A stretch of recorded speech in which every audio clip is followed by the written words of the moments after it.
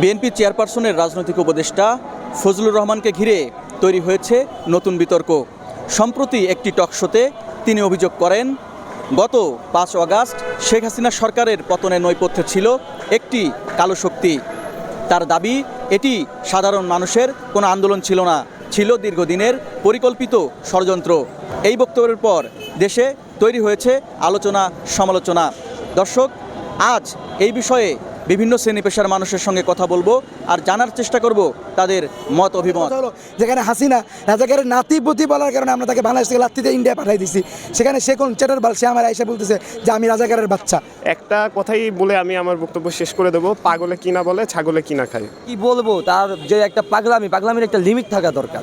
সে unlimited পাগলামি করে গণতন্ত্রকে কালো শক্তি হিসেবে বিবেচিত করে, তাহলে আমি বলবো তাহলে এই কালো শক্তির যে নায়ক, তাহলে তারেক রহমানই হচ্ছে এই কালো শক্তির নায়ক। কারণ কেননা তারা এক সময় দাবি করেছেন যে পুরো জুলাই আন্দোলনে তারেক রহমান নাকি আমাদেরকে নেতৃত্ব দিয়েছেন। তো আজকে সে কিভাবে তার নিজের দলের সংগঠনে যে ভারপ্রাপ্ত চেয়ারম্যান তাকে অস্বীকার করে ফেলে। তার মন্তব্যের মাঝখানে সে এটাই প্রমাণ করতে চাচ্ছে যে সে আসলে বাংলাদেশের কেউ না, সে ভারতের দালাল। ভারতের মধ্যে যে শেখ হাসিনা পালিয়ে গেছে তারই কোনো একটা দালাল। তাই ভারতের যদি দালালি করে, তাহলে তাদের আসলে বাংলাদেশের রাজনীতি করার কোনো অধিকার আমি নেই মনে করছি না। আর তারা যদি হাসিনাকেই ফলো করে, হাসিনার পথই ফলো করে, তাহলে হাসিনার যেই পরিণতিটা হয়েছে তাদের অবভিয়াসলি ওরকম পরিণতিটাই হবে।